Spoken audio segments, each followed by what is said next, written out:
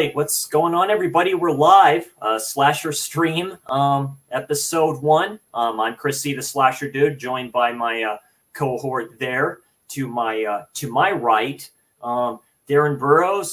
So we are the Slasher Dudes, and this is a Slasher Stream episode 1. We're going to be talking about 2 slashers that I believe don't get enough respect or love, and specifically this guy right here, The Slayer, done in 1981.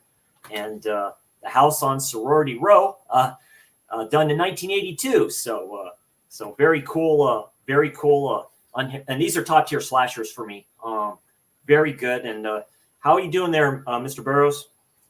Yeah, coming from like a very stormy South Wales in the UK, which is the perfect time for watching the Slayer, to be honest. Yes. But yeah, not too much. You know, looking forward to this one. Definitely love talking about slashers. I know, you know, Dirk's not like 100% into slashers. He does like them and all that. But yeah, this is a chance for me to, like, you know, talk about some of the more obscure ones, I would say. Yeah, absolutely. I've been into slashers since I was a kid. Probably the first one I ever saw probably was, oh God, Friday the 13th Part 4 is my all-time favorite. I saw that as a kid on cable. Of course, that was heavily edited. I remember my parents rented Child's Play 2. I watched that way too young. Hearing Chucky cuss up a storm. And it's just been into them ever since. And just really good ones, really. Last few years, of course, getting back into them very heavily and stuff like that. And it's just cool to have a fellow dude here that has my passions for it. And it's just like, it's my all-time favorite genre. Yeah. It's my favorite horror genre. The 80s were the greatest time for slashers ever. I mean, just, what is it? Student Bodies basically says that at the start from 81 or 1980 to 84, mostly all slashers that came out of that aspect were blockbusters. People flocked to see them. The Maniacs, the Fridays the 13th, the Halloweens, for Pete's sake, the Texas Chainsaw Massacres, even ones then, they just gravitate right to it. The thing is with that, you can go back and you can see, I think it's on a website called The Numbers. Yes. And you can see every single theatrical release of 1980, 1981. And I mean, there was like 2 slasher films coming out every weekend. Yes. And I was kind of fortunate enough to not be able to see them in the theaters, but I was born in 71, so we were renting everything by 81. I think the first one of them I've ever seen was The Burning. Well, obviously all the Friday the 13th. But then as time wore on, I kind of got into the more obscure stuff, which I just love, you know, slashers full stop. I will say, though, the Giallo has overtaken it a little bit. Oh, yeah. Quite a bit, actually. But it's definitely my second favorite genre. And I'll always, you know, love these films, I think. Yeah, just when introduced to Giallo, that's my favorite subgenre of cinema. Just getting into that, really, with Suspiria from Dario Argento, the remake, and then with Deep Red. And Deep Red just changed my whole aspect. I'm like, wait a minute, this is a slasher film. That's what mostly all giallos are. You have the black glove killer, so they're all proto slashers. So looking at A Bay of Blood, you know for a fact that Sean Cunningham looked at that and he's like, I mean, for part 2 specifically, just screams that. And you know, that's what I love about both those genres and slashers in general.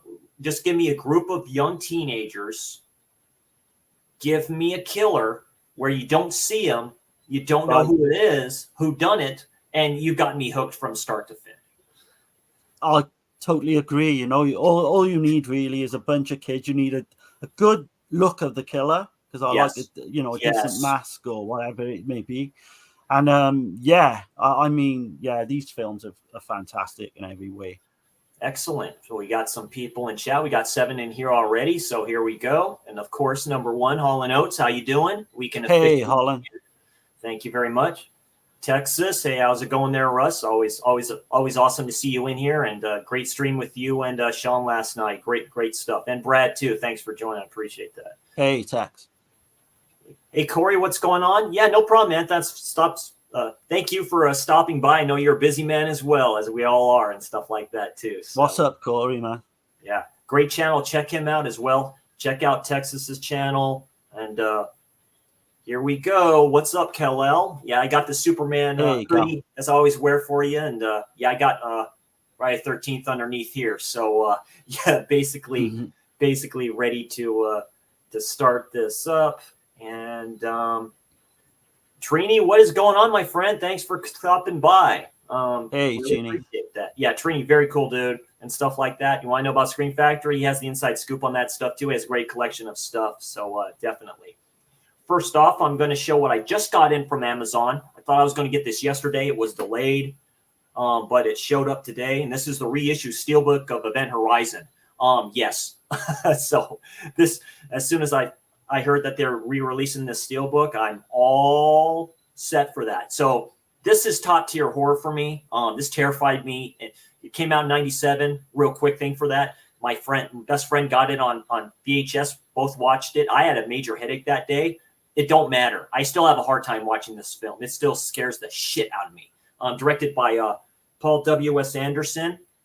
There was a director's cut supposedly of this, but it was like destroyed in a fire. I don't believe that. Just think Hellraiser in space. Sam Neill is in this. Lawrence Fishburne is in this. It's a fucking great space Hellraiser type horror. Highly recommend it. I remember when I got the DVD, I used to pause it because there's a scene, where they see the tape of the crew of that ship, and you had to pause it. Like on tape, you had to pause it because there's a bunch of funky shit going on and stuff like that too. It's great. Specifically, the ending I like a lot. So, that's one I've never seen. Never seen Event Horizon? Oh, check it out, Darren. No, a lot of people say I should, but yeah. Yeah. It's all to your interpretation of it and stuff like that. I love it. It's top tier horror for me. I'm not going to say it's my number one yet, but I think I have stated that's my number one. But it's really good stuff. And then I watched this last night as part of my Something Freaky in my collection, Visiting Hours. Yeah, this is good. So fucking good. awesome thriller slasher film. You can say a little bit of giallo mixed into that because Michael Ironside. This was probably my favorite performance by him. It's great for the time. 1981. William Shatner is in this. Shatner. And pretty good cast of people and stuff like that too. So it's really good. I highly recommend if you can still get this double set, do that. I still need to watch Bad Dreams. I've actually heard Bad Dreams is pretty good too. So. Ironside's probably his best performance. And I mean, he is fucking relentless in that film, Visiting Hours. He just keeps coming and coming and coming. But I really like the way he stalks, that woman through the hospital as well. It's just amazing. Yeah. Mommy issues, serial killer film, serial killer. He does wear the black gloves as well. Yeah. But I was saying to you off camera, off air, like the first time I saw Visiting Hours, I saw the trailer with like the skulls light up. Like you got like this hospital and there's just these skulls light up. All the lights. Man. And then I had to rent it straight away after that. I got my sister to rent it after that. And I still love that film. Yeah. How he gets into the hospital is very clever.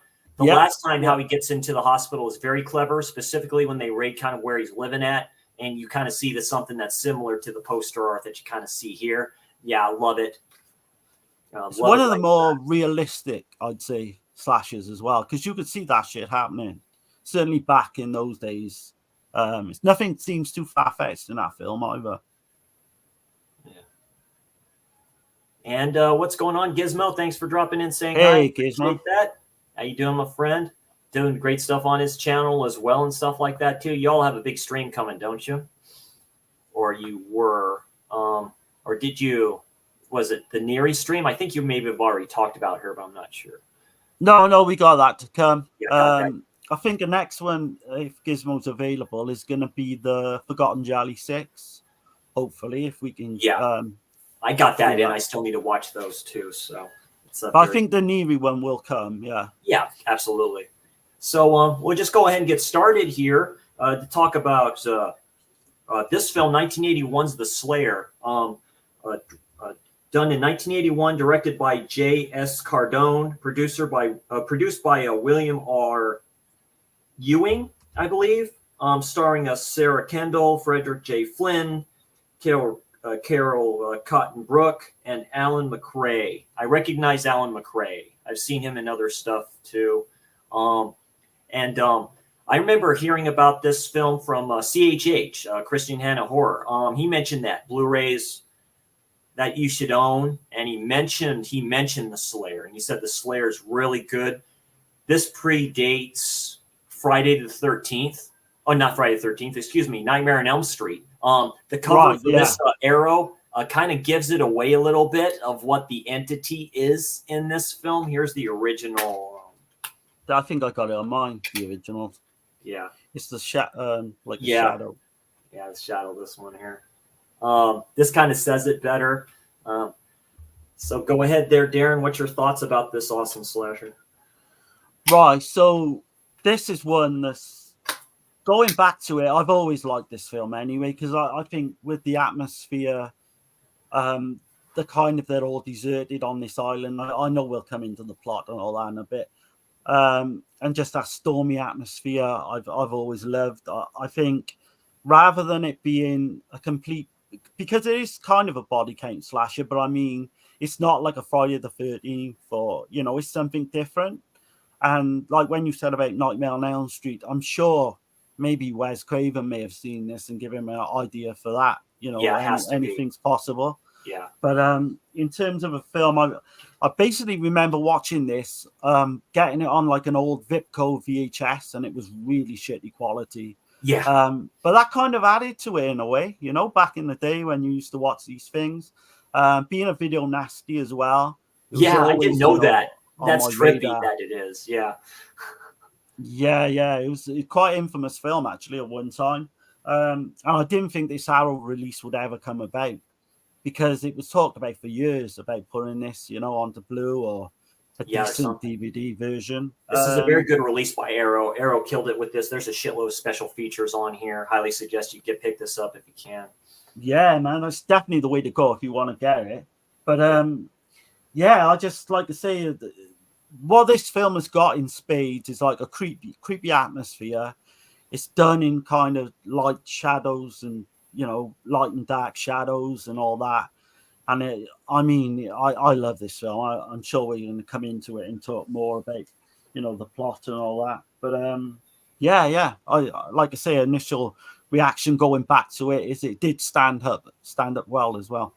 It's a very good psychological horror, a lot, because it centers around a painter and her husband, and it goes back, and we get to that, goes back to her childhood, which is a trippy dream scene with that towards the end. Painting these pictures of just this stuff, and it's basically the invisible enemy. I love that idea if done correctly. There's a fishing hook kill in this with a fishing pole. I fucking love to death. There's a scene too where the lady is in that shed and stuff like that, and she does a great job of being terrified. She sees something and she gets scared shitless. She is terrified. I love that. That's what can draw me in about stuff like this. If you can do that, it's great, because you don't see it. She does, and she's terrified of what that creature is. Right, yeah. And we do, like, in the opening scene, we do kind of get a glimpse of the creature.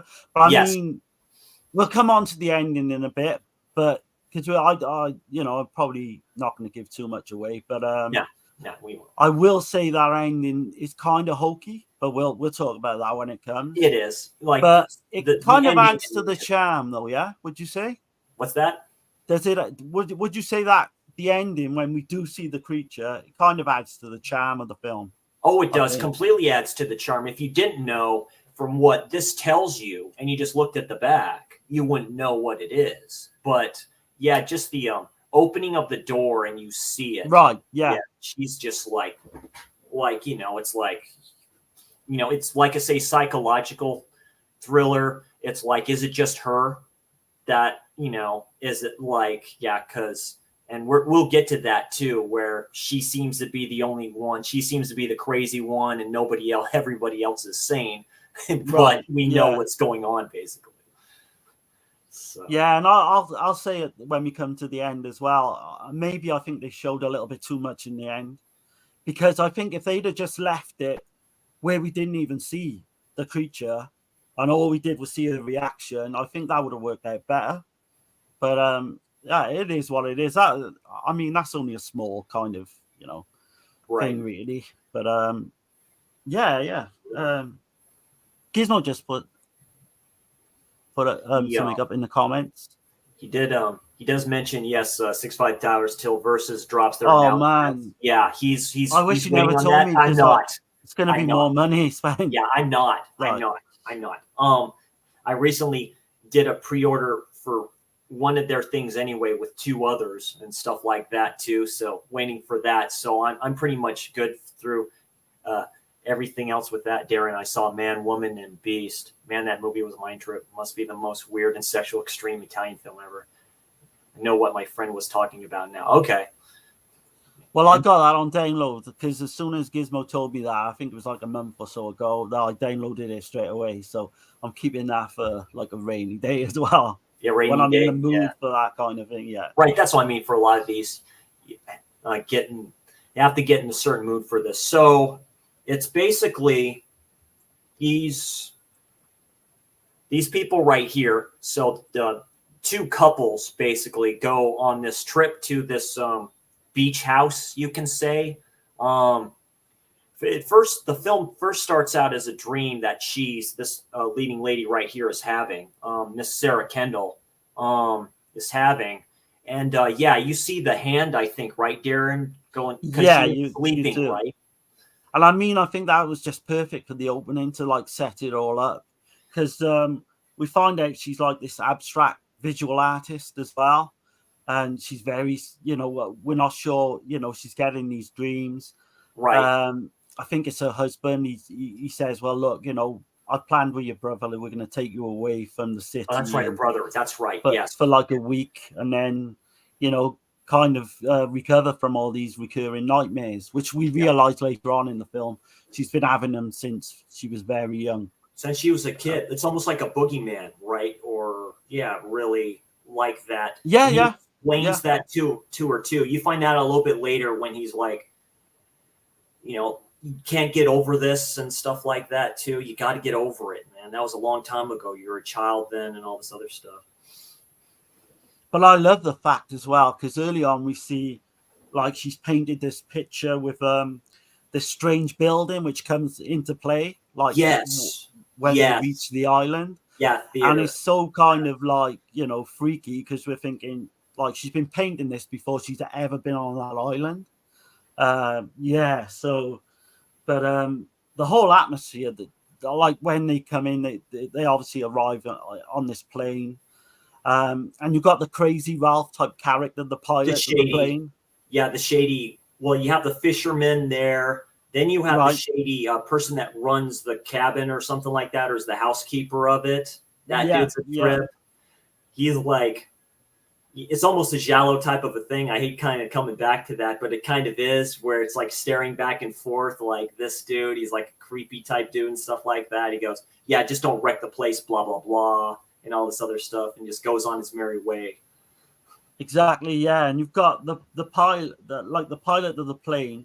I think his name's Marsh, and he tells them that there's nobody else on the island. This is off season. That's right, because he's like a businessman. I forget the husband, right? Because that's what his friend is like. Going, yeah, man, just go. I'll take care of everything here. You're fine. Private jet and all this shit. Right, yeah.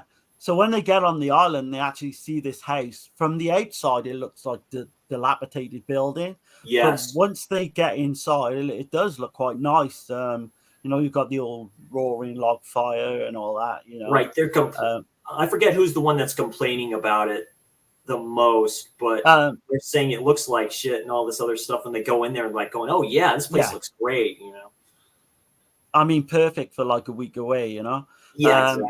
And then they realize, on this island, it's not all going to be beautiful weather. because that one guy, he tells them then the storms are really bad. Yeah, the storm will be coming here. And yeah, it just sets up the film so well. Just that kind of, isolation. They're on this island, on like 4 of them. You get the odd, like you say, the odd fisherman's there or whatever you. But yeah, the Ralph character. I never thought about that until you mentioned that. Yeah, it's the comic relief, you can say, and it's the trope. It's the red herring that you see in a lot of slashers, basically. Yeah, the Ralph character. And what I like as well is only 4 main characters as well. There's not overuse of characters coming to where you can't keep up with the film. This is like just a complete slow build, brooding, atmospheric slasher. Very cohabitation horror, right? Because it's all done in like a shed on the beach, but mostly in the house. Absolutely, yeah. That's what I think makes it stand out from your Friday the 13th and all that. Because you got the supernatural element as well. Yes, it's a supernatural slasher. I love supernatural slashers. I wanted to mention too, this shit happens when she's asleep. Not when she's awake, but when she's asleep. So, I mean, I'm like, when I originally saw this, I'm like, oh God, Wes had to have seen this film. I mean, I would be amazed. Good. I would be amazed if Craven, because Craven got the original idea for Nightmare on Elm Street from a newspaper article where this young Chinese boy, he was it might have been a girl actually, but they were hiding like sleeping tablets. They weren't taking them. They were like would have jars of coffee to try and stay to keep awake. themselves awake. Yeah, I always thought that trippy. Yeah, and with that original story, the moment this person like fell asleep, they died, which is freaky. But I would imagine he's thrown in elements of the Slayer as well, from what I can see. Yeah. It's just been that. It's too much, but yeah, like you say, he's sure to have seen it. Sure to have. Yeah, they go through the house, check out everything. There is a is it? Like in the attic part of the place, there's that ladder that leads up to that hatch to the roof. You kind of get the gist of everything. They do go like sightseeing and stuff like that, and they stumble upon a theater, right? It's like a broken down theater. Happens to be on this island, right there. They never give you a story of why it's there, I think. Well, no, never mind. Wasn't it a former tourist attraction or something like that? I think the dude mentions that, right? Yeah, I believe so. Yeah, never mind. I think it was kind of like, obviously played films back in the day. Yeah, and that actual, from what I can remember, that's obviously all real. That deserted. Yeah, that's all real set, all real stuff. They go in there, and that's when she mentions it's like, I've been here before, or I've drawn this before. And which is like, look, because I think she shows him. He's like, look, it's the same thing, Yeah. And he's almost like he's tired of her already. You know what I mean? He's really trying to like just help or something like that too. But then none of them are believing her. Yeah, none of them believe her. The brother's kind of even worse than her. I know, because the brother knows what happened, exactly. He knows. He even explains that. He's like, what the hell, dude? That happened so long ago, blah, blah, blah. But, going through like the curtains and everything like that, just looking at that. But that's really what it is. It's like, I've seen this before, seeing a lot of stuff that she's seen before that's on this island. It's like, I've been here before. It's like, almost like it was predestined to happen. Yeah, yeah. So you get the first kill, you get Wally the fisherman, and he's like talking to himself. It's kind of there for, like you say, comic relief. But he gets is he fishing or he's doing? I think he's fishing or he's doing something on the beach, right? Yeah, yeah. And you don't even see the shadow. I think you might, but I don't think you see anything. You just see his reaction and then this paddle. The paddle, boom, like that. Love it. Yeah. And at this point, we don't know what's going on. Obviously, Kate's having these dreams and all that. But yeah, like you say, the brother don't believe her. He finds this gun, doesn't he, in the house as well? Yes, he does. Yeah. Just to like freak her out even more, I think. Like But laying around, yeah, it kind of scares her. but then we have like the first initial storm comes in. Yes. And like there's like a kind of a short sex scene between the two of them, Kate and her husband Dave. Yeah. But when he wakes up the next morning, or during the night, I should say, during the storm, he goes looking in the attic, and that's, you know, I think the film starts I to think come he to hears life a little bit. something. I think he hears something. Yeah. Yeah, You almost think like she's dreaming about that, you know, because she's just like chilling there. Right. He goes up. He kind of doesn't see anything, and it's like pouring down rain. And then right. that's a great kill for that. I like that idea a lot. Oh man, You know, yeah. where they wake It's up. superb. Yeah, where they wake up, and that's the cool part about it. They wake up and he's not there. So they're trying to find him. Like, have you found what happened to him? That's where, like you say, the shit starts hitting the fan here, and what's happening in this whole scenario. But what's so cool about that is the way like it traps his head, and Yes. you see like the blood dripping down. Yeah. From, like his head is kind of caught in the attic kind of opening. Yeah. But then she wakes up herself, and she has dreams of like kissing David next to her, and then she sees this decapitated head in her Head bed. right there. Oh Yeah. man, that's like, you know, once that happened, I'm like, I'm in for this film totally. Yeah, really. And that's where you know the slasher stuff really kicks in. But yeah, that's a great kill. That you know, the second kill of the film actually, but it's superb. Like you say, it's a slow burn leading up to each one because it kind of shows them, and I like all the characters in this too. They all have, I'm invested in them. That gets me already into it. You know, I love a good body count and dumbass people, but these are adults that, you know, obviously all have kind of issues and stuff like that. There is a scene kind of before that on the beach, right? They're all drinking and stuff like that too. And they just mentioned that she's like tired, and that's when the brother, I think, and him have a conversation about it and all this stuff too. I think the brother's wife is there too. I forget her name. She's really Brooke, I think. Carol. Yeah, Carol. Carol Cotton Brooke. The actress. Yeah, and she's the one like going, you know, kind of give her a break and stuff like that and defending her when she's always screaming, ain't she? Kate's always screaming, and they can always he's being a dick. He's being the typical dick husband, it seems. And that's when the brother, and he's going out there. Yeah, it's still raining, but not as hard, I believe. That's when the brother goes out to try to find him.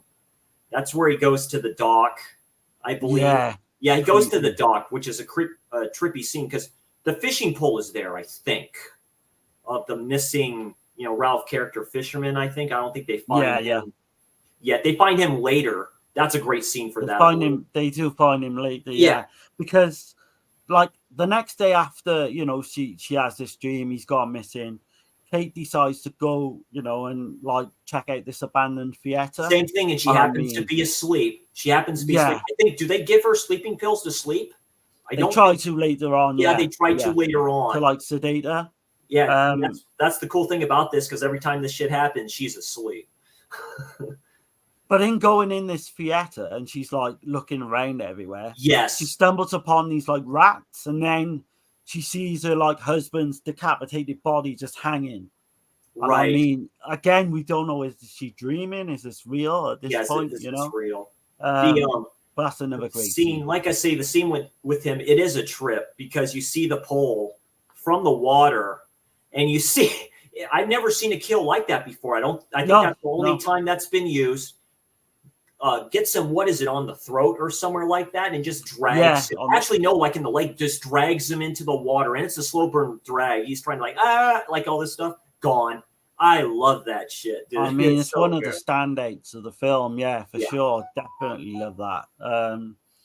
But we got the backstory then as well. So we find out that like his parents were sending her to like this psychiatrist up until she was like 16, I believe. Yeah. For like all these issues with her dreams and nightmares. Then they had like a little pet kitten which ended up in the freezer, and that's right. They mentioned that. It's like going, like the cat. That was her birthday present because it That's was right. done during her Christmas birth. present, I think. Yeah, Yeah. Christmas present. That's right. It's a kind of Christmas film. So, so Which comes into play right at the end as well, which is it great. does in The way they the tie that dreamlike up. statement. Yeah, it does. That's so good. Yeah. So they're foreboding, they're putting Yeah, it they're in like definitely. halfway of the film, and then we realize later on when we put like all the pieces together. But yeah, like you say, that kill is fantastic with the, I think it's Eric, is it? Yeah, Yeah, Eric. Yeah. But yeah, we might as well. I don't know about you, but we're pretty much going to spoil everything, I would Yeah, we imagine. might as well spoil it. That's fine. Because it's an old The film, spoiler isn't it? doesn't really tell you anything either. You have to see it to believe it, in my opinion. And That's because we don't really know at the end why this is yeah, and why this is happening. that's the Or thing because what it is. because the brother looks in the shed first, where all the boat stuff is at and everything like that. He goes in there first, and I think he hears something and goes out there. Then the wife, because since he's not back, she's the only one left. His wife, so she goes into the cabin first, and she hears something, or not in the cabin, into the shed. She hears something. She turns around, and it's one of the greatest kind of screams I've heard in horror cinema. She is really good with that. She really she sees it.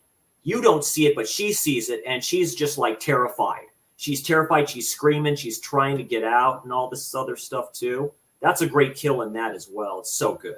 Because she stumbles across this boat as well, which that's right. To go back a little bit, Kay was saying about there's something to do with Queen, but they can't make out what she's on about. But she uncovers this boat, which is Sailing Queen or something like that. Yeah, Sailing Queen. But her kill scene, like you just mentioned, with the pitchfork. Yeah, the pitchfork. You see the pitchfork. Incredible. I love that. It's the slow burn of the pitchfork coming towards her. It's overused, but not used enough in film. It's iconic, I think. Yeah. That image of her in this film is iconic. She's like backed up and stuff like that. No. And it's like all this stuff too. Because I think doesn't she find her husband? Or I don't think she finds. Because I forget. Because she finds something first where she's a little like, that's where she goes in there and she's hiding. Then she sees the creature. It's really good. Yeah, because this creature's like stalking her, but we obviously don't see what this creature is, but we can see something looking at her through the window or what have you. Yeah. So good. Yeah, I think it's one of the most infamous scenes of the film, the pitchfork. And then, like you say, after all this stuff happens, she wakes up. Just go ahead and take it from there, Darren. With that whole great scenes that were in that house. Yeah. So, Kay finds all the bodies on the beach then, Yeah. And then we come into kind of as we go towards the end now. It's a typical final girl scene where she discovers everything, right? All the bodies, all this shit. Oh my God. She's basically, I say she's broke. I always say that. She's broken. Yeah. That did it. Yeah. She's done, where you can't tell, is this real? Is this really happening to me? She basically boards herself in the house. Then she does the Nightmare on Elm Street thing where she starts drinking the coffee and all this shit, trying to stay awake, which is kind of funny, interesting how she does that. She starts smoking. She's burning herself to keep herself awake, right? Yeah, that has to be a Wes Craven thing. Yeah, she has the shotgun waiting for whatever. She's waiting for this creature to show up, whatever it is that's doing this killing. Right, so she's barricading herself in to this beach house now. But like you say, because in the opening scene, we see this clock hand go back and forth like that. And then we see it again. Yeah, that's right. Yeah. And that's no accident at all. Like you kind of set that scene up. It's a slow burn for that. It's cohabitation horror at its finest, like a hider in the house type of a thing, even though I haven't seen it yet, like a Bad Ronald type of a thing where you don't know if it's in that fucking house. You just don't know. Right. We don't know if this is a dream or anything, but this would be your worst nightmare, honestly. But what I like as well, then she finds someone trying to get in. So she thinks, this creature's trying to get into this beach house where she's barricaded herself in. she kind of stabs the hand, and the hand kind of comes through the door or what have you. That's right, it does. Yeah, And then she the finds out. refrigerator. She puts the refrigerator against the door, and that's what happens. You see the hand kind of go through there, stabs the hand. Then she goes up the stairs, and that's when shit gets kind of crazy because it's the guy who, it's the landlord basically that's there in a raincoat because it's storming outside again. She shoots the guy up with this flame, like that's right. Does she light the match or something like that? Is that what she does? Yeah. And then the whole place goes up. Yeah, spoiler, because she doesn't see him. It's like a shadow. Right. And he's going up there. Then you see the look on his face like that. Yeah, so boom. I think she sees him, but I think it's like too late because she's already shot the flare gun at him. It's too late. He's dead. Yeah, so the whole place goes up, as you can tell. And then you got that iconic end scene with the where she goes like to the front. She opens the door, I think, and sees this almost a la Pumpkinhead. Yeah, it looks very hokey, I will say. I don't know who did the practical effects for this, but I do like it a lot. The writer and director of this, J.S. Cardone, I don't think he did anything else after this really a lot. He did write the Stepfather remake and the Prom Night remake, but I mean, it's not something you want to fucking own up to, is it? Them two. Yeah, films, the Prom Night remake, I haven't seen either of those. But yeah, to your point, the Prom Night one is bad. It's really bad, actually. I've seen that one. I've not seen the Stepfather, not had the will to go and see that one. But so you get this creature at the front door, like you say. I think it looks hokey, but it kind of, works. It does look hokey. It looks like a witch. It looks like a witch, to tell you the truth. They show too much of it for me. I would have much rather. It's kind of true. It was more like like they used to do, like the flashing and stuff like that. Yeah, not even that. I think they could have got away with just her reaction and then just go into black. And then or just see the hand, because we saw the hand before. Yeah. Almost like going through the door like that. I agree with that, Darren. Yeah. But the ending is like kind of fantastic with the Christmas morning ending. Yeah, because she doesn't get rescued or anything, I don't think. Or does she? Because I forget about that. Or no, I we don't at this point. All we know is that there's creatures there, and it just goes to a dreamlike. It goes to a dreamlike state. You see her parents saying like "Merry Christmas," and it's it's like, oh, look, it's a cat or something like that. And then, oh, God, I kind of forget. I'm trying to think kind of what happened. So they wake up Christmas morning. Yeah. And her father, the brother's like saying, oh, come downstairs. You've got to open all your presents. Yeah, all your presents. That's right. Damn, that's so haunting. Yeah. Evil, dude. So the father gives her this black cat or kitten, which was alluded to early on in the film. Yeah. But just the look on her face when she realizes, like, the cat's dead. Yeah. The whole film as well has been a fucking premonition of what is to come. What is to come? Yeah. It's the beginning, basically. It's the beginning. Yeah. That's the end and stuff like that. Yeah. That was a good touch for that. Very clever way of doing it. Yeah. I think that ending is killer, man. I really enjoy that ending. Yeah. But yeah, that's the Slayer. And I tell you what, I give it like a strong 7. Bordering maybe on an 8 at times. I give it an 8 out of 10. A good mid 8 out of 10. It can go up after multiple watches. This is highly rewatchable. I like paranormal slashers, the invisible killer type of a thing. Stuff like this in the Incubus, which will probably be mentioned in another episode. The Incubus has got like a similar type ending to it. Yeah, similar type ending to this. But yeah, it's a good mid 8 out of 10 for me. It's a great slasher all around. It is a video nasty, and it came out in 1981, so this is where they were coming out with this stuff. A good interview with the writer and director talking about that. Films like this were pretty big. Of course it was. It was the slasher boom of that time. And this one kind of falls through the cracks a little bit, and without films like this, we probably wouldn't get a Nightmare on Elm Street. So it's definitely a proto Nightmare on Elm Street paranormal type of a slasher, like to the Rawhead Rexes and the the Incubuses and They'll even Dream Master probably, or Wishmaster. There is an hour-long documentary I didn't get to watch about the making of the film. Yeah.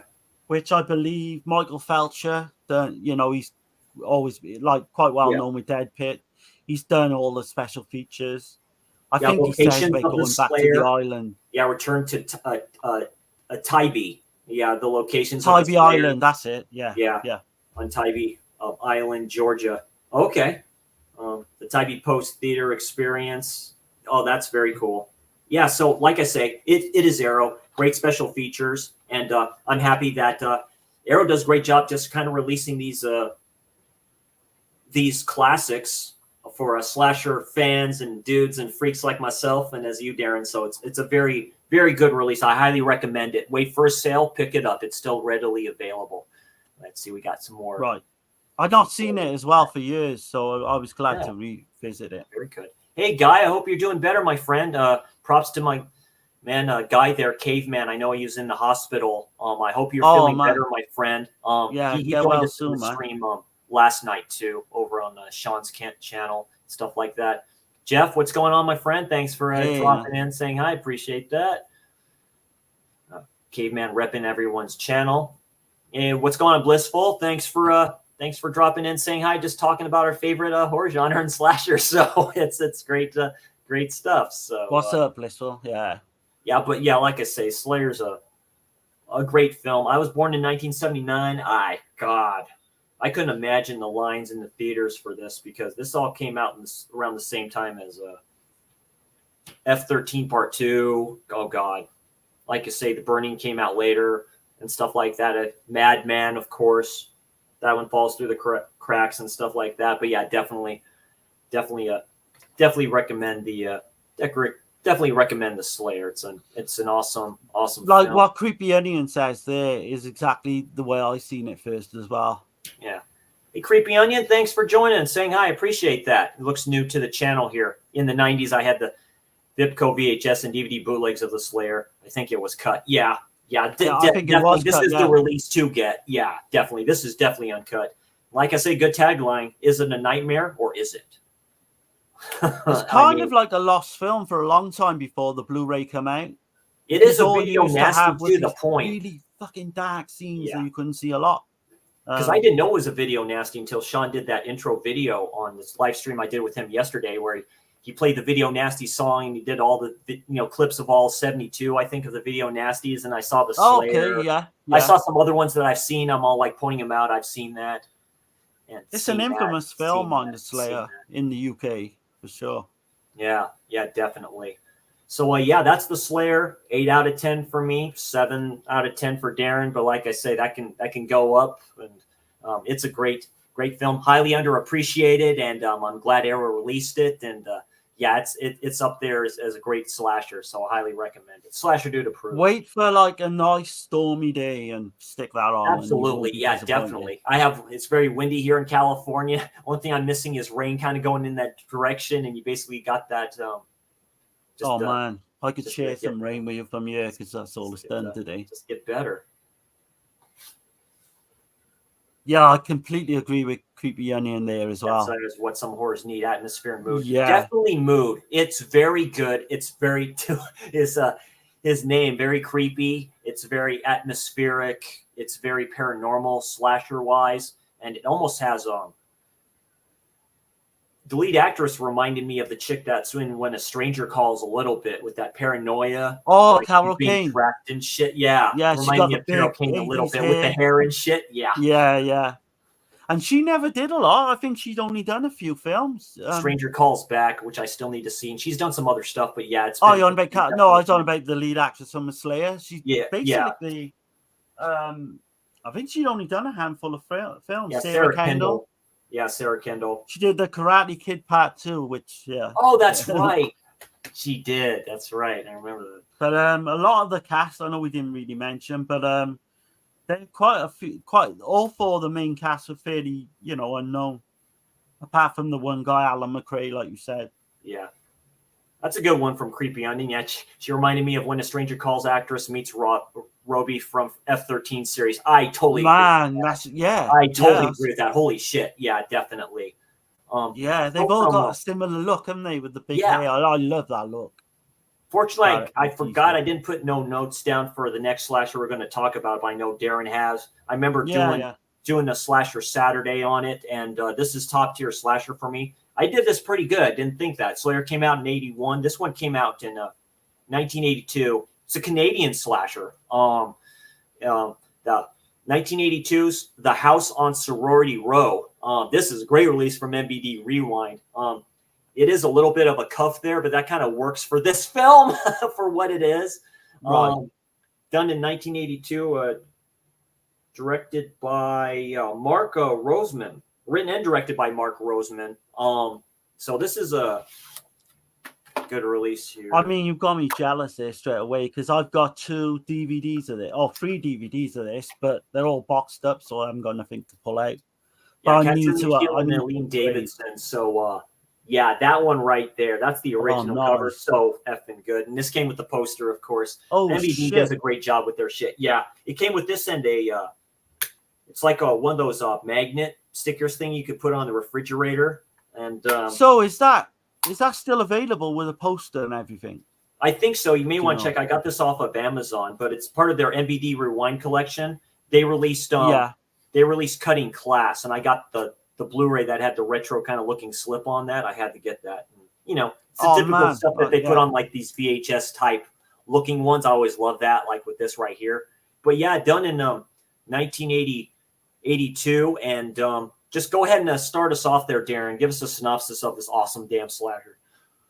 So basically, you know, after this like kind of seamless like innocent prank kind of goes horribly wrong between these like group of sorority sisters. Yes. Yeah. They've kind of got this mother who's really like just house mother. Yeah, house mother. She's really bad to them. She's the telling them opening they to gotta this, get out. the opening to this is great. Yeah, the opening to this is crazy. It's a again we have, because this was done in Bloody Birthday too, which is kind of weird, or kind of like suggested, where it's this woman she's in like the room of this house, the sorority house, I guess, and she's pregnant. She's having a child. This doctor's here.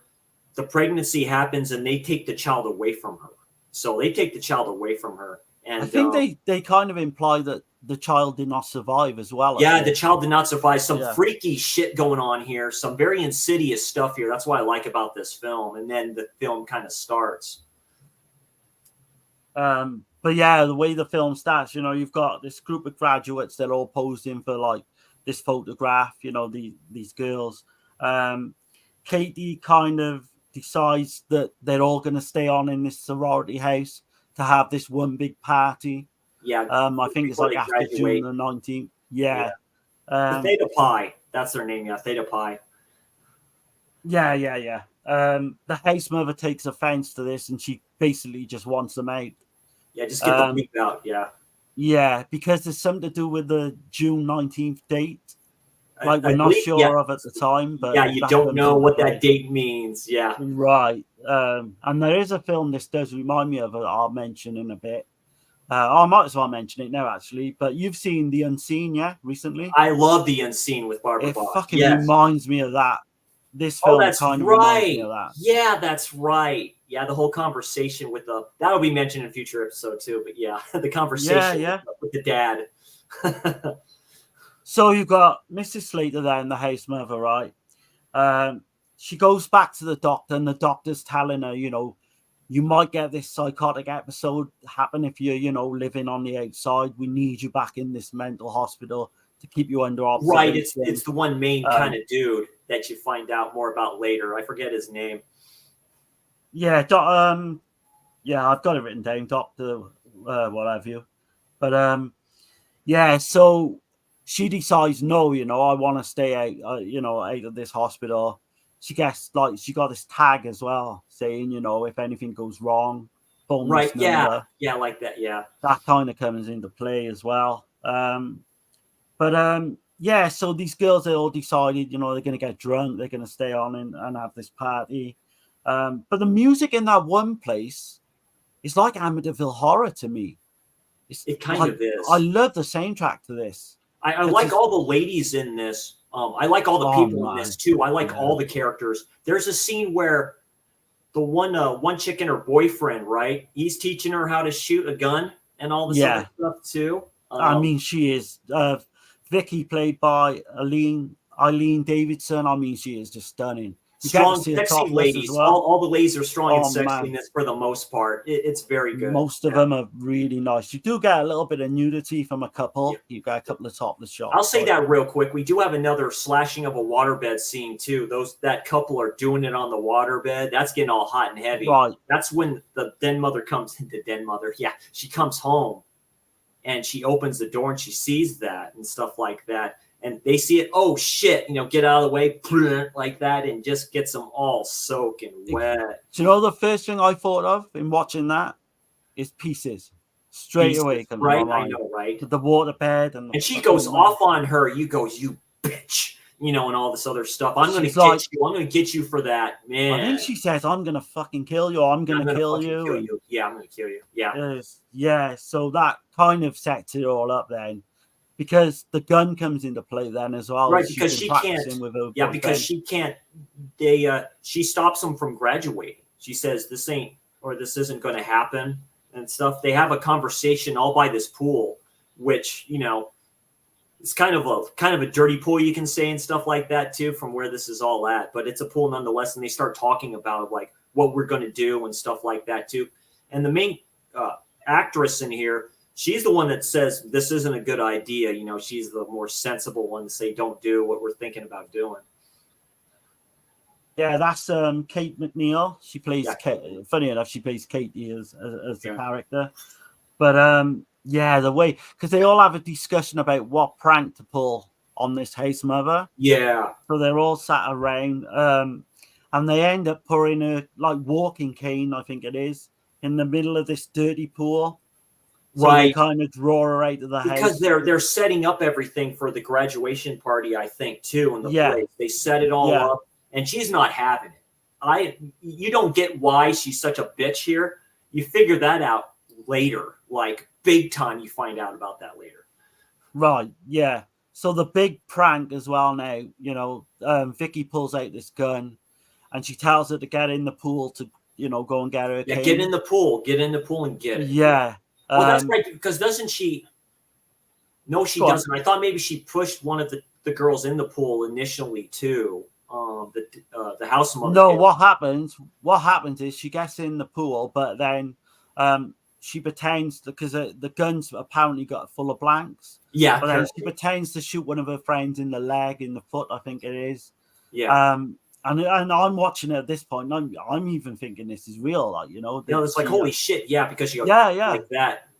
But then we find out that they're blanks.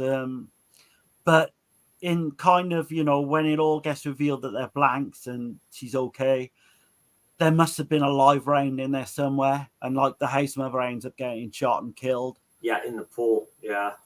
Kate wants to like go straight to the police. Oh, I'm going straight to the police. But then all like the main girl, Vicky, we're gonna get caught. We're gonna get in deep shit here. We're gonna get I have the gun, pull the bullets. Like you're all not doing that. Yeah. It's so unwisely they decide to wrap this body up and put it in the pool. They try to I don't know if they put weights on it, and they try to sink. That's right. They did. They did do that. That's a tricky later of how they tried to dispose of it. Because they try to dispose of the body later, which is like, damn, dude.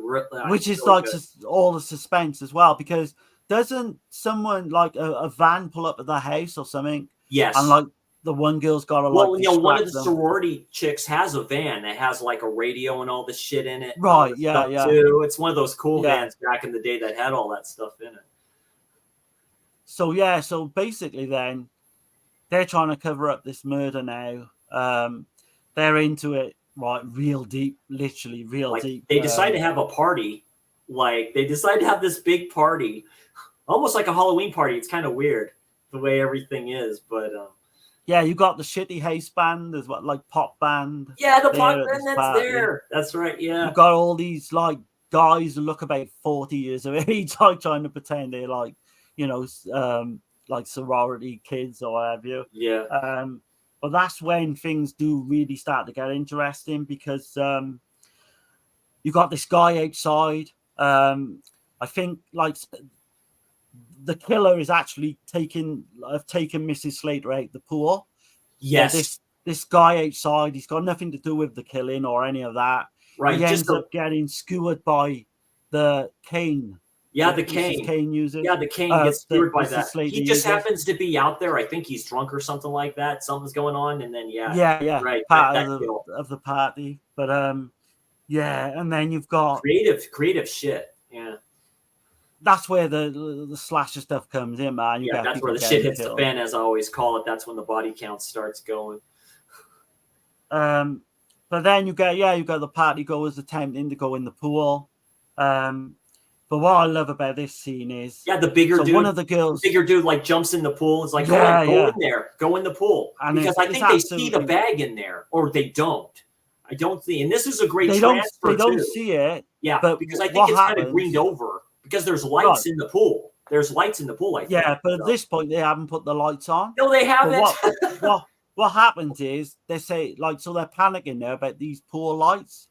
So Stevie, one of the girls, she goes down to the basement to try and stop to do the circuit with the lights to stop. That's right. On. Yeah, dude. Yeah. But then this ball appears as well, like this toy ball. Yeah. When she's trying to, look to do the lights, which kind of remind me of the Changeling. But yeah. We see the killer then stabs her in silhouette.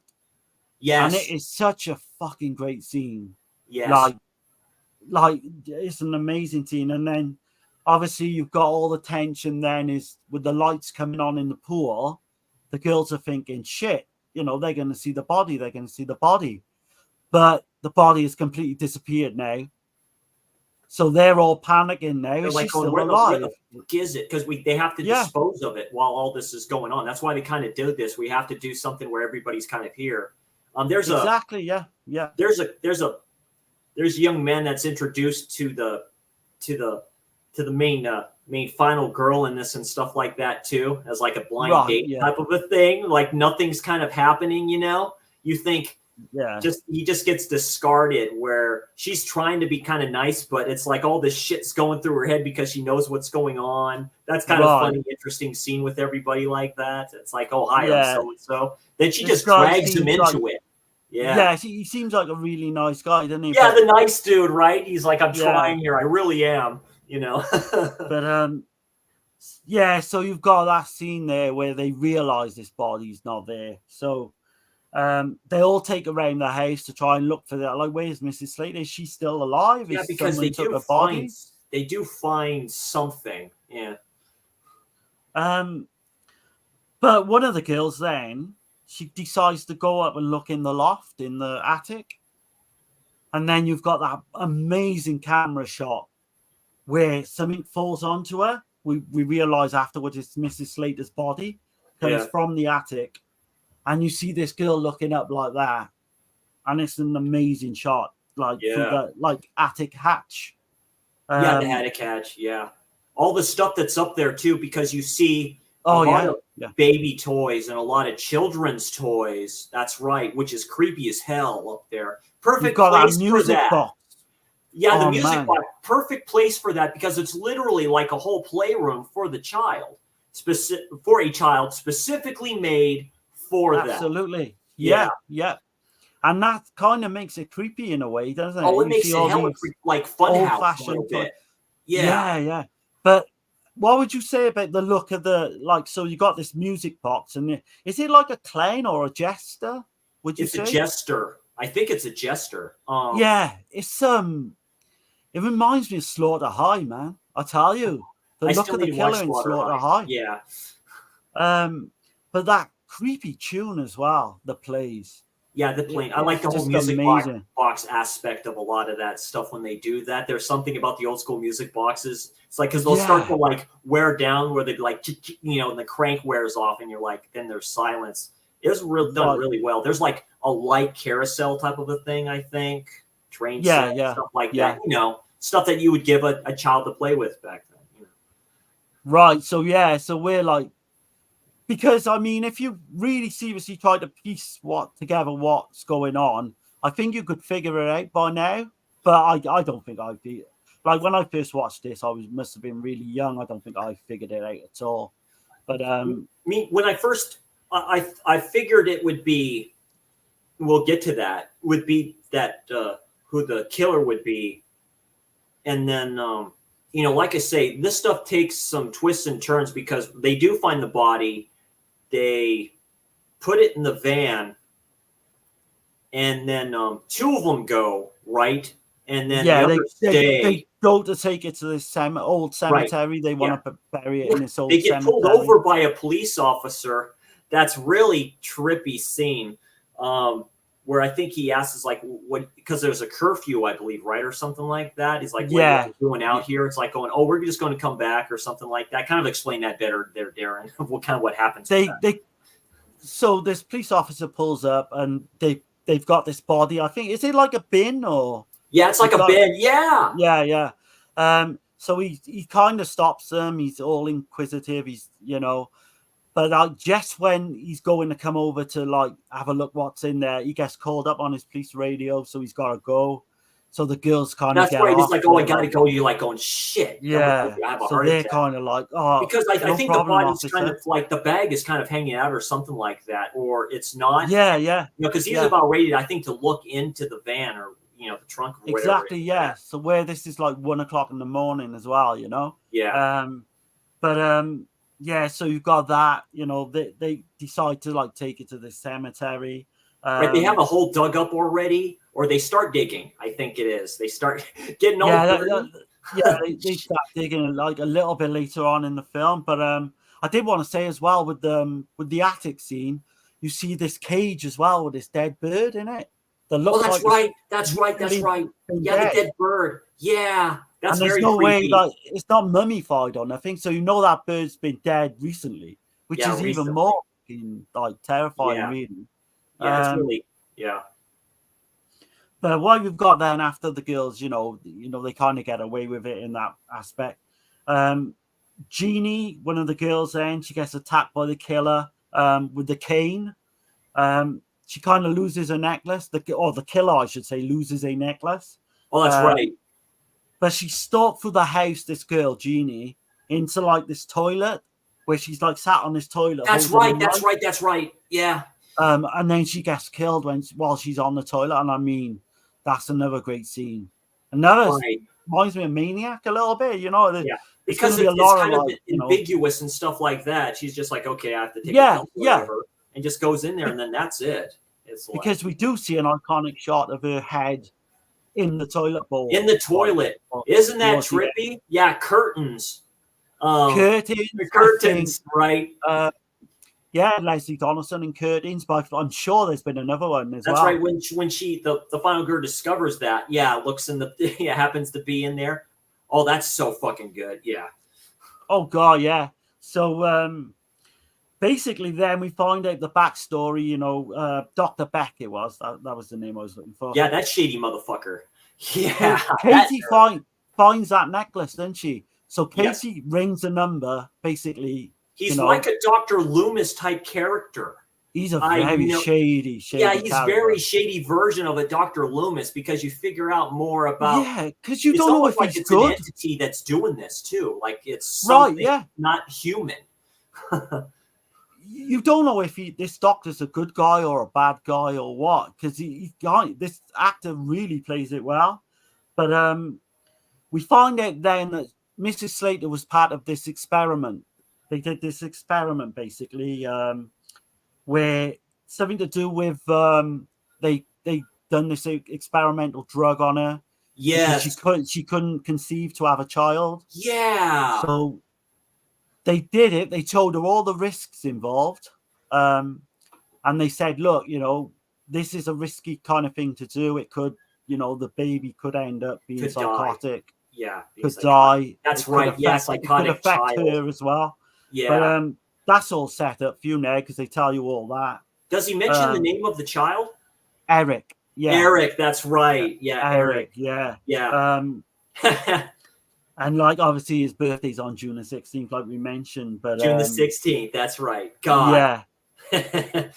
So you've got these two now. You've got the doctor, and then he turns all like he tries to sedate her because he sedates her because he's trying to draw Eric there to the house. Exactly. Because he's trying to help her at first, because this is up to the point. The two girls are digging. They do the grave. One of them is killed in the van. And then that's right. Yeah, sorry. The other one is taken out, I think, in the pit area. I think. I may be wrong.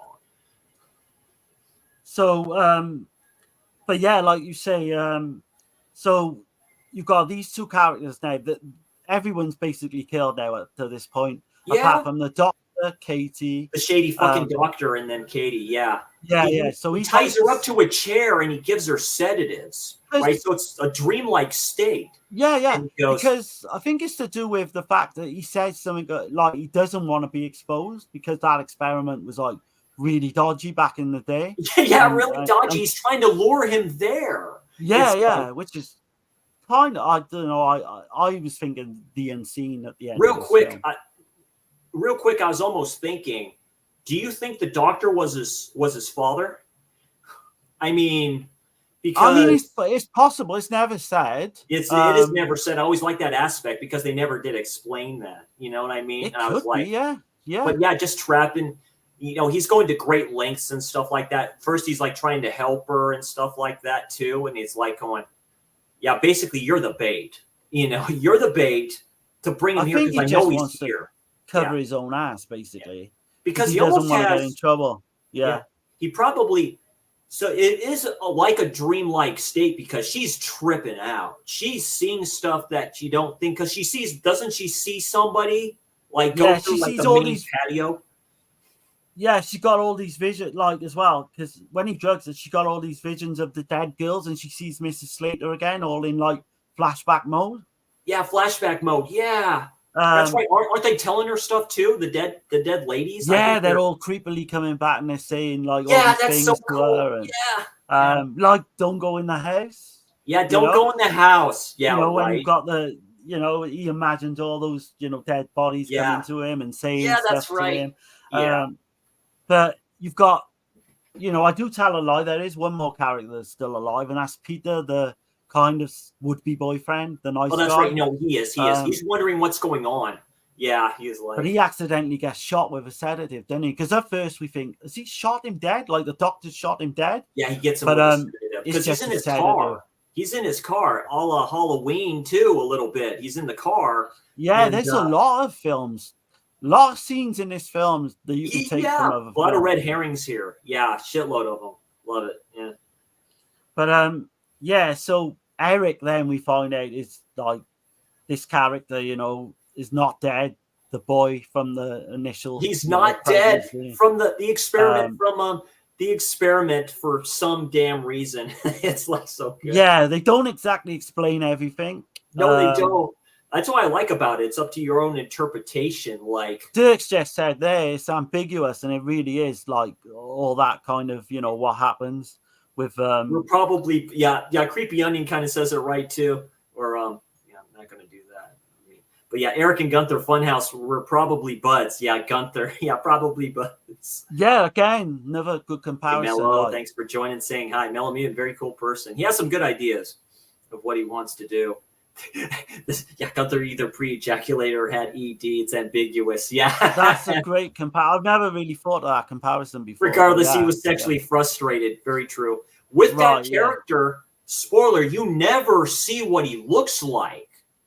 No. Where Halloween, you saw what Michael Myers looked like for a brief moment before, you know, he puts the mask back on. This one, you don't. It's crazy. I mean, this is like all played up to like when. So basically, right, the doctor. I love this scene as well. Yeah, where he attacks the doctor on the top of the stairs, or like a banister on the top of the stairs, and the doctor goes over and falls to his death. But we see this fucking amazing image of Eric with this mask, almost Halloween-like mask, looking up. I mean, That's right, because that it's a different scene is mask than the last amazing. getup that we see him in. Yeah. So, or It's see it almost in, like or it's see it blank, in. That's the funny part. expressionless mask. Yeah, you see.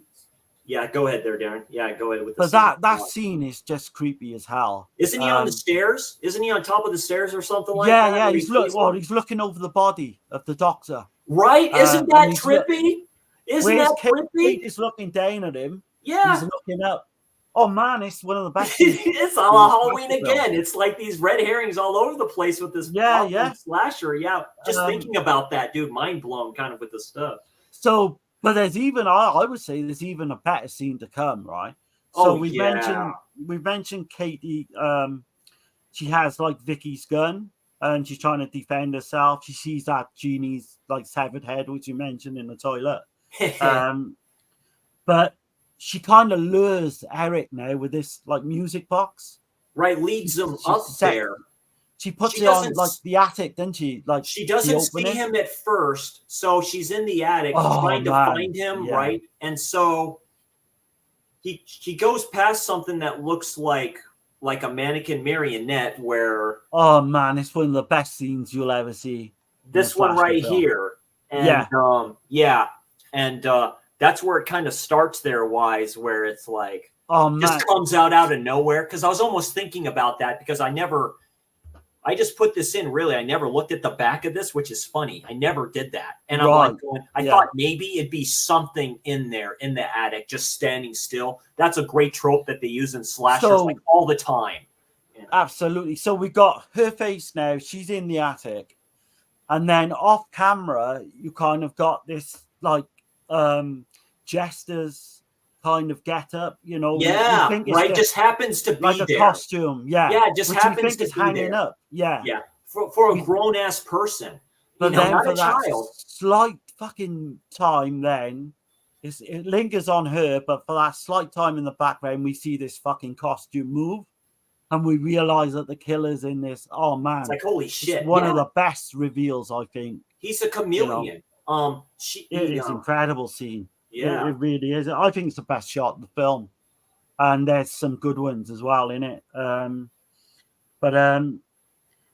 I say, I suppose we might as well. go ahead. We're gonna spoil it. What is it? He does injure her, right, or something like that, like kind of badly. No, she's actually still on the sedatives. She's still kind of like she's trying to focus. Yeah, there's a scene where she shoots him or something like that because he falls down the stairs, right? Well, the thing is, right, she's got the gun now. She's defending herself, but she starts shooting him, and like Michael Myers, nothing's happening. The bullets, he just keeps coming. I think that's what they were going for with the film, right? Because you have the Jester's mask, where you have the clown mask with So what it is they're all blanks.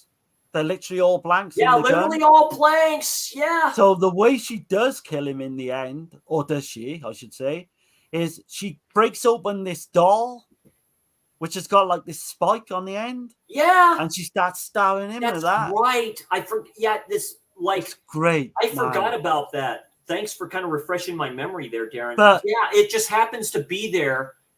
It's almost like a Russian doll type of thing. Yeah, but it happens to have that in there. It's like, where do you get those from? It's like, and that happens to be there, which is like, God, But we got that final shot then when he's laid there dead.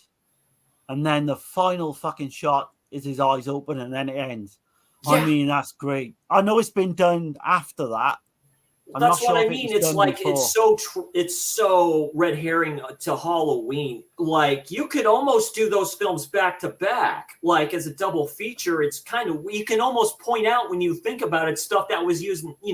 Like I say, imitation is the greatest form of flattery. But that's a great ending because she passes out. Yeah, she's like there. She's just like that because. And that's it. You don't know if she gets rescued or not. You just see that the eyes. That's are it. That's the end, like that. That's which perfect. I like as well. Yeah, They don't want to. They don't explain everything. I know we get the backstory with the birth and all that.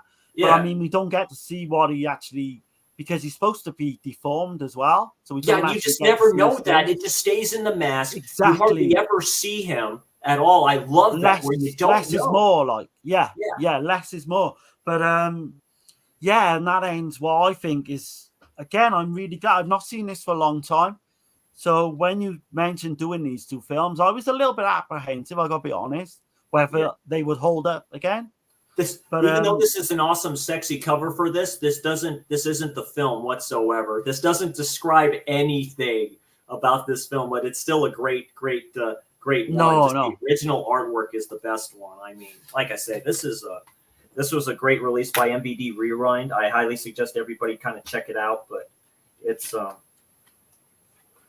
almost a shallow type of a cover, because that's the original cover for that. It's just so fucking good. Right, yeah. And there's that knife right there. But yeah, it's really, really good. But if you've seen Danny Steinman's film, The Unseen, it's kind of similar to this. It is, yeah. With and I mean, it's the film's over 40 years old, so we can spoil it anyway. But yeah, like you say, the whole look of the killer was that fucking like slaughter high look. I love it, man. Nice. And I think she's one of the better final girls as well, Katie. She's quite her character very feminine, very intelligent. Yeah. I liked all the characters. I liked all the ladies in here. I liked all the actors in here. Oh man, that one girl, the ladies did a great job. It's probably one of the better. God damn, this is probably one of the better final girls I've seen. I think she's up there. Films. She's way up because there. Even though she's not like a badass like Ginny in Friday the 13th Part 2, we sense like there's more. She's more girly and she's more. Do you know what I mean? More vulnerable. Yeah. And I think that works better. But yeah, I mean, this film is great. This was another 7, but I mean, just talking about it now, I'd love to like go higher. Yeah, it's definitely going to be end up. It's a strong 8 out of 10 for me. I won't go 9, but this is. I remember first time seeing it and then doing the video on it. This is top tier slasher. So, this could probably break the top 10. This is really, really good. I like it a lot. Strong 8 out of 10.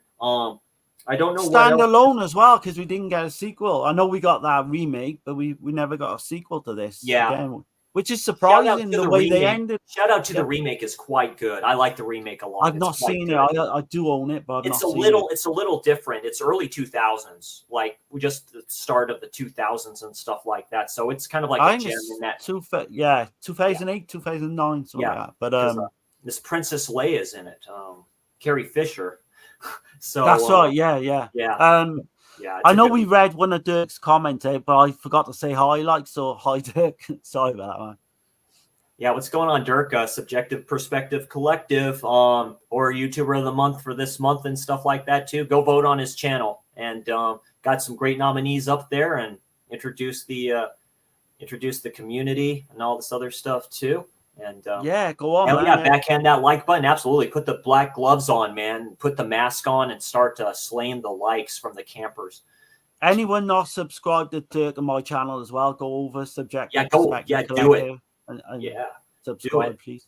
Those two are the best. I add Gizmo to that. The best people to do giallos and stuff like that. Yeah, specifically you, Darren. You have all the great info on all that stuff too, the directors and all that stuff too, and just love that. I mean, my favorite subgenre of cinema. Yeah, Dirk is amazing as well, man. I tell you, the stuff he comes up with as well is great. Gizmo as well, yeah, just great stuff. Looking forward to doing that Giallo box set as well. Because did you get the Spanish one as well, Chris? The Spanish one? Yeah, not the one that's recently come out. Not I think that it's got one. I did get the Giallo Forgotten Gialli Volume 6. I did get that one in.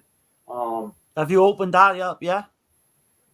No, I haven't looked at any of the films in there yet. I'm trying to go in order from when I do my Giallo spotlights and stuff like that. So the next one up would be Volume 5, I think. The one with has Arabella in it or whatever it's called. That's probably from the 80s. Yeah, that's my favorite. That's got Sister Ursula in as well, which I love.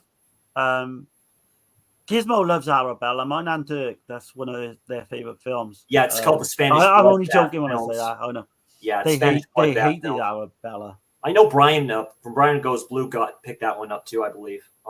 Night of the Skull, Jess Franco is in that, which I'm looking forward to the most out of the three of them. But Oh, the they got the Forgotten Jess Jolly Franco 6, film then, yeah, because usually yeah, Severin like literally has like all of this shit, or Kino you too. you will like most of it, if not all of them, in Forgotten Jolly 6, because Okay, Bloodstained Shadow is fucking amazing. okay. Naked You Die is okay, but I'd say it's What is it? probably the Death worst Carries one. a Cane is in that one That too. is I heard another great. great film. Yeah, Yeah, so, so so I it's think probably one of the better you'll ones. like all three. But Naked You Die, I think, was written by Fulci as well, and Oh, it was written by direct. Fulci. Oh, hell yeah, Yeah, yeah. it was directed by Margheriti, Antonio Margheriti. Oh, But I Marguerite. think Fulci Yeah, had a no, hand. very good. Yeah. We kind of mention those kind of Oh those God, names. I that like don't the guy. sound good. Gizmo said they all they're all not that good. So, I saw the oh Spanish, man. but I did not enjoy them at all. Yeah, I like Gizmo's opinions on like a lot of stuff. Like I say, one man's trash is another man's treasure in that fact. But the Abyss looks great on 4K. I'm so happy about that. True Lies is supposed to be another T2 scan, so it's supposed to be terrible. Ugh, that's just weird. Maybe it's just a bad scan for the T2 film in general. Maybe it's just not supposed to look good in a 4K transfer. I mean, there is a lot of there is practical effects in that probably look good for T2. That's one of my all-time favorite films, by the way. I think I have that number 2, my all-time favorite films. I fucking love that film. But the whole T1000 stuff like that, I don't know how that would look in 4K, to tell you the truth. So, it's like different. Oh, Night of the Skull was the worst one. He says. Yeah. Shit. He liked Violent Bloodbath was the best, I think. So it depends, kind of. Directors looking at directors' work. So he looks at it under that cool director's lens. There, wise he can compete. Contemplate a lot of stuff like that too. But I think me and Gizmo actually do on a lot of films like agree. There's a few that we don't, obviously, like Arabella and stuff. yeah, But yeah, that's not looking good now. But I still want to watch them and see. Never yeah, know, I might like them, but yeah. Like I say, a lot of stuff going to watch, and like I mentioned at the start of the stream, I watched Visiting Hours. I'd recommend this to anybody who likes that's slashers and top tier serial slasher. killer slashers. I'll put that on there because he is doing that. In my opinion, Michael Ironside's best performance. That's saying a lot. In my opinion, I I love know Michael Ironside as an actor. But you're he's gonna really cover good. that, are you? Huh? You gonna cover that on your next something geeky? Or it's something freaky. Yeah, I'm going to Oh, cover something freaky, stuff yeah. like that. And But I I may do mean, a slasher if ever you Saturday wanna, later. Yeah. yeah, if ever you wanna do a review of that Visiting Hours on you, like count me in, man. If you want to Okay, go in depth. absolutely. Yeah, we can do that in a future episode. Absolutely. And yeah, just a quick shout out to just both of these films right here. They're awesome. Any slasher fan, I definitely recommend both of these and stuff like that too. You can still get this one, I believe, on. I got this release on Amazon, and got it with the slip and all that stuff too. I think it's still available, Darren. If not, it's okay. You don't need it, so it'll still play. This one just I think it's still $20 and stuff like that, and it's worth every penny of it, in my opinion. Both these releases are for slashers, all-time greats. You'll probably get that in a sale though, the Slayer, probably $9. Oh yeah, that's what I mean. Yeah, £9 just wait for when they have a sale, sale. stuff like that. And Gizmo asked me if I've seen Undercover Heat from 1995. I've never heard of that one. interesting. Yeah, you'd have to let me know what that's by about. one of the Dark Bros. Oh, interesting. Yeah. Anthea Massey, that rings a bell as well.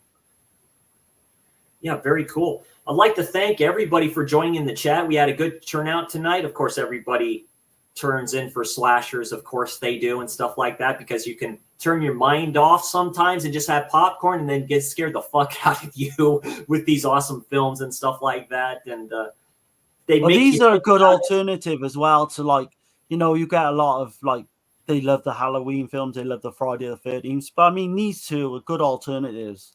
Yeah, these guys are just like great gems in this. I'm so happy for MBD and Arrow for bringing these out to us and just giving us the joy and the pleasure and just great transfers to both of these. MBD, this is a great release by them. This is fucking awesome. You get what any cinephile wants. You get a poster, you get stuff like that too. I always like it when they do that shit. That's great. so you can be part of the film. And so it's like really, really, really good. So Gizmo, I think Undercover Heat must have been my favorite low trash sex film from the States in the 1980s and 90s. It's so hot and so stupid at the same time. Loved it. I only have the VHS. So, is that an erotic thriller then, Giz? Because if it is, then he knows I like my erotic thrillers. It's hot and sweaty, but it's a deep cover with Lawrence Fishburne and Jeff Goldblum. Criterion released that. Okay. That's a good thriller. I highly recommend that film. I had the DVD release of that. That's a fucking great film. It's hilarious, really. There's a scene where a white detective is talking to him and telling him what to say and stuff like that. If you get called the N-word and stuff like that, and you just see the expressions on Fishburne's face, it's fucking hilarious. It's really good. But anyway, thank you everybody for showing up. I'd like to thank my man Darren for joining me. This was a great idea. No worries, man. Yeah, we always a pleasure. I like to come on. Yeah, I think we're planning on doing like regular kind of streams as well, like yes, absolutely. And yeah. But Gizmo's just gone. There's been another few more comments. I saw Night Screen from '87. I've seen it once. I've got the old DVD, but I did upgrade to the Blu-ray. I've not opened the Blu-ray yet. I remember kind of thinking it was all right. I think Uncle Bill hates that from Dev Hit Night Screens, but yeah, I think it was okay. Yeah, it's very good, but yeah, kind of erotic thriller when he's on a bit more drama. But the main star is super hot. Yeah, I'll try and check it out once I get time. It's just getting the time, really. Yeah, cool, perfect. Undercover Heat has Athena Massey in it. It's also okay, that's why. Oh, right. You just kind of mentioned that with that and stuff like that. Dark Bros did a favorite porn new wave hookers. Nice, very nice. All right, so thank you all for joining us. I really appreciate it. Just a kind of quick one today, talking about my favorite horror genre, and we always mention giallos in here too, which they're part of this genre, you can almost say. So definitely, and you guys check us out on the next one that we plan on doing in the future and stuff like that. You got any other stuff that you're doing, Darren? So yeah, I've got kind of a few things on coming.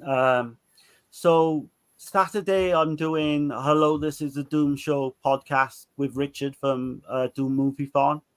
Okay. Nice. And he usually uploads that. It's usually just audio format, but he usually puts it on YouTube. So I mean, keep a lookout for that. Very Obviously, cool. Me and Dirk would do it, subjective, collective perspective. We're doing Okolai films. We're doing Free. We're doing Forbidden Photos of a Lady Above Suspicion. Suspicion, yeah, that's part of Death Walks on High Heels. Essential sets, one of them, yeah. Yeah. And Death Walks at Midnight. So yeah, that's all part of that set. That's weird. Okay, cool deal. Also got Grindhouse. We're doing a thing with Dan, who's off Flash Student Features. Yes. We're doing something, I think, Gore and Dirk as well. Nice. We're covering Hell Knights and what's the other one? I love Hell Knight. Humongous as well. Yeah, Humongous. That's right. You mentioned that'll be Tuesday. Cool. Yeah, I think that's recorded Tuesday, but it'll be out sometime later next week. Yeah, go follow Dan and those boys over there. They do great stuff over there. Oh, absolutely, man. Flash Student. Visited our voices as well. Yeah. Go and subscribe to them as well. Very cool. But sorry about that. I know I went on a bit there. No, you're perfect. Like I say, yes, up to Dirk's channel. He's doing Agoraphobe. Keith is putting up his video where they're talking about A Clockwork Orange and stuff like that. Yeah, I'm looking forward to that, man. Yeah, that should be a great video. Those dudes have great knowledge of that film. That's one film I have not watched yet from Kubrick, so I have that part of a film collection that's there. Yeah, with Mr. McDowell when he was a young buck. I did some trippy films back in the day. So, like I said, it's like I have Found Footage Friday. I'll put up a video. I'll watch something tomorrow for that. And then Slasher Saturday, I think I have an idea of what I'm going to do. And then, just rinse and repeat with all that good stuff too. So it's all good. And then something geeky in the next week, I believe. So I have some films I have to catch up on watching and stuff like that to be ready for that one with my man Jeffrey, and hopefully possibly a Caveman if he's available. If not, it's all good. I want him to get better and get healthy. Yeah, get well soon, man. Yeah. love you, Caveman. Love you, guy. He's helped me a lot with my videos and stuff like that too. All around awesome dude too. So send your support to him. And just future content. And then we'll do a future slasher stream episode 2, and we'll discuss what kind of slashers we want to talk about. And, I think we got one idea with Cycle box set, which I wouldn't mind doing actually. Yeah, absolutely. That's a great idea. Yeah, because you and I have talked about that. That'd be a great idea to cover those films. And then expect 4 films in the future where we're talking about Mimsy Farmer, an underrated Giallo queen, in my opinion. So we'll be talking about Dirk wants to do that one. So it's just when Dirk can get the time, really. Yeah, get available, and I'll let him know ahead of time, of course, because he's a very busy black glove Giallo man. So he does his business very, very good. So anyway, you all have a good evening. Slash to like to everybody here's channel. Sleeping Bag to subscribe to everyone's channel. Put the black gloves on. Don't go to sleep and summon a paranormal demon to kill people for you. That's not the best idea. I'm Chrissy the Slasher Dude. That's Mr. Darren Burrows over there. We'll see you all next time. You awesome folks. Take care.